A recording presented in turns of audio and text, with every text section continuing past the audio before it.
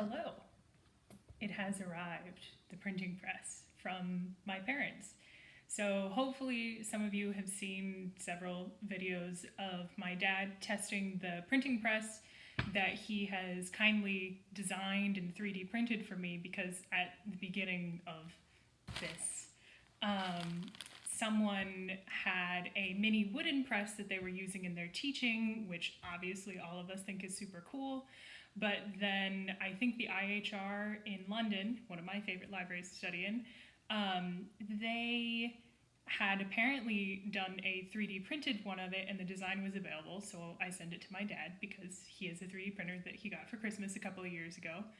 And I was like, hey, do you want to print one of these for me? And the answer I got back was, well, the printer can't do it. And I'm like, well, could we design our own possibly? He was like, oh yeah, sure, whatever. And I'm like, okay, well, so then I just went on Google Images and found some what I thought were good diagrams of printing presses and sent it off to him. And then a couple of nights later, I got an email with a 3D PDF with stuff on it. And then we had several FaceTimes back and forth talking about why does one need a frisket, or why does this have to have this, and all of that. So the engineer, book historian, me going, oh no, you do actually need that in order to print, and him going, well, we have to do it this way because we're printing in plastic. So it has gone through a couple of different redesigns. I'm happy to say it will be available eventually on one particular platform. And so when that is announced and whatever, we'll do the link and all that jazz. But it is now here for me to play with. It was in the box that arrived today of various yarn and craisins as padding, and so we shall unbox it and we shall attempt to assemble. And if in the process I am not capable of assembling myself, we will FaceTime my dad. And then I have assembled some materials to attempt to print something, so we'll see what happens. So we have the first piece, the main body, and then carefully in bubble wrap all of the other pieces. Box can go on the floor.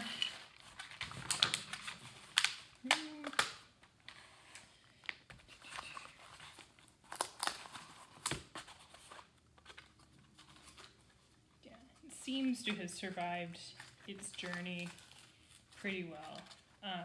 Okay, so this is the printing bed. Interesting things about printing in plastic are that compared to metal, the hinges have to be a lot thicker, which is why this bit here is so thick. Yes, so he included one of the plates for me, so that's good. Here's the frisket. Okay, so we have two friskets. We have the double column frisket and we have the single page column frisket. I think the screw went through sort of the most number of redesigns. We sort of initially started out with something that looked like sort of what a 16th century-esque press would look like, and then he had it looks okay. I guess we went back to our other design. Or maybe, actually, I think I have two mechanisms. This is our printer's mark, Pangolin Press. There we go. Dad and I have a special affinity for pangolins, especially since he 3D printed one for me. So here's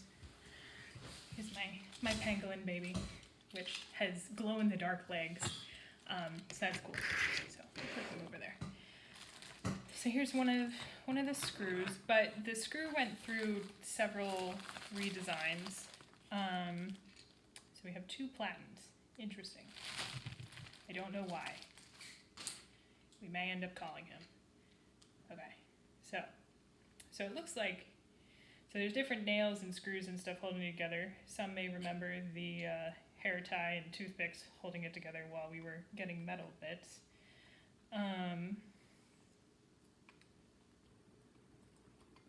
you can see that the platen going up and down. But basically what he did is this gear mechanism, which I don't believe is an original printing press, helps it go down more, so you can sort of get it most of the way, and then you have the normal pulling mechanism to bring the platen all the way down. But I think I can technically replace that if I wanted to make it more authentic, shall we say. But let's go with what's in here for the moment. I think, well, I do believe we're capable of assembly. So I wonder if there is supposed to be a, okay. So it slides in all the way there. So it just, there's nothing holding the bed to this post here. So that's something to consider if you indeed make your own, and also this slides out all the way. So that's good to know. All right.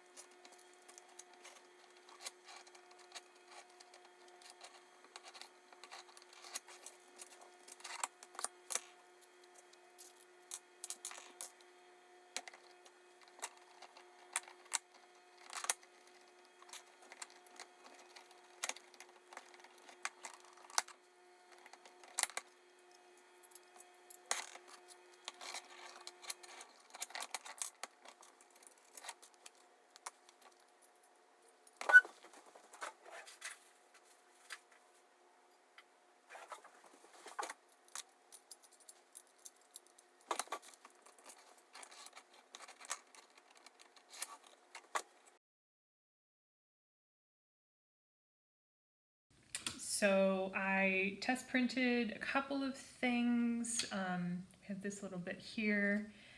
And so I wanted to switch to the other head because basically it's the difference between a one pole and a two pole press, except this is a one pole press because I only have to do the action once, versus with this, you might call it a pull and turn press because you have to screw it down to the correct height and then you can turn it.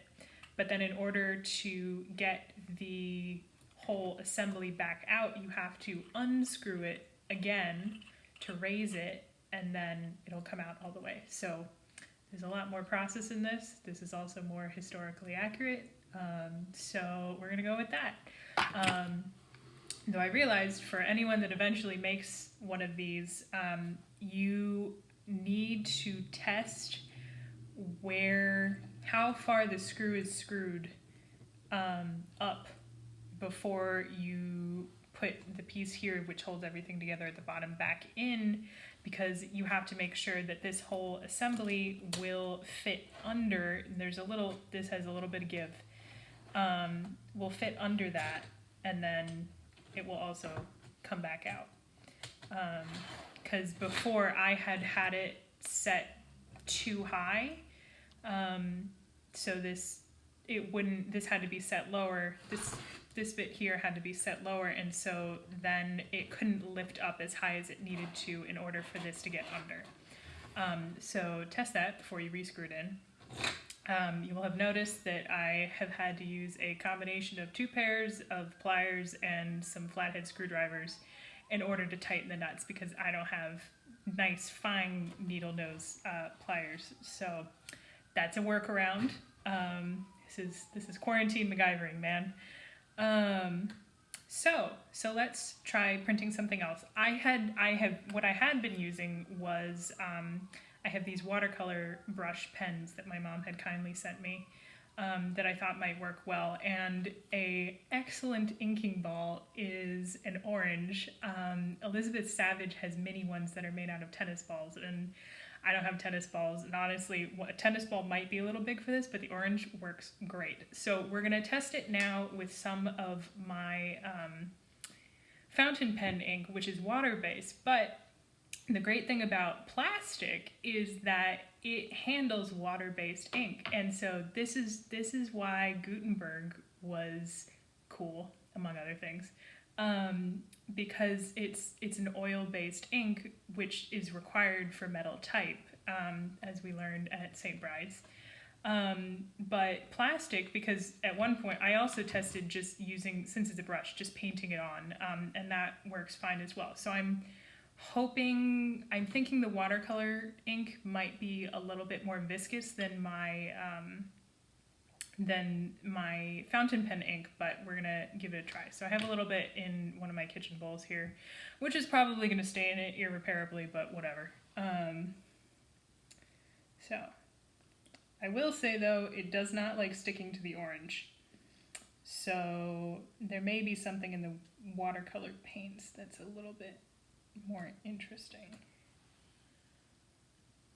But it does seem to be going on the plastic okay. Maybe. Interesting. I may have proved myself wrong, which means there's something in the watercolor.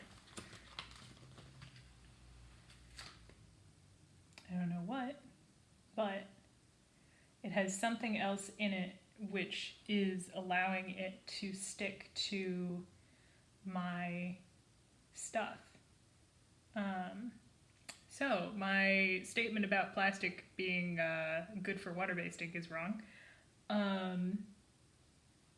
That's very interesting. I would love for someone to tell me why the watercolor worked, but the other one didn't. Because if you'll see, the orange is wicking it off, versus it was perfectly fine with the watercolor stuff. And if we look at the... This is an iPad, so this is very hard. So you might be able to see that the fountain pen ink has just sort of wicked off the plate. It's not sticking on there. Versus, do this again with my watercolor pen. Versus if I take my orange and I'll paint on another side of the orange, so you can see, except I just dipped that in the ink, so that really wasn't smart, but whatever. But you can see here, hopefully, it stays on much more easily, though I did just mix it with other ink by accident, so. But yeah, I mean, this is like painting on pumpkins and stuff, and it worked just fine. So we will be utilizing that technique from now on. Adjust the cardboard box against the wall. So now we do the normal thing for inking something of pressing down on it, which works tolerably well. This may not want to stick as much because I tried to clean the plate with a little bit of water and rubbing alcohol.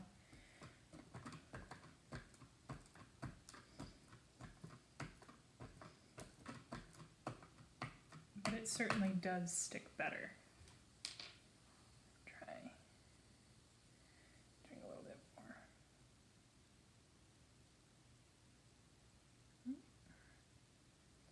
I've gotten a little bit more than I meant to on there, but hey.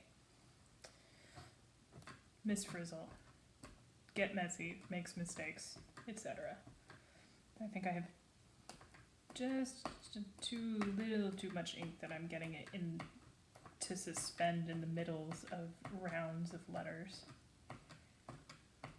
So, but I am also not a printing master, so, but it looks like it goes down a little bit. All right, let's see what happens. Okay, put this carefully over here. Attempt to not get stuff on my table. So if we're using the patented sticky note method, because then it sticks to the tympan, making it even cleaner. So then I may have done that a little bit thin, but hey, who's counting? Okay. Get it as straight as possible. Flip the frisket over that, and then remove that little bit of crap there. Flip that all down onto there. Raise. Go through, and then one nice little pull there, and bring it out a little bit more. Yeah, my dad suggested giving it a couple of pulls. So we'll see how that is. And then pull everything out. Da-da-da. Well, that's not a bad one. It's a little iffy, but not terrible. And there we go.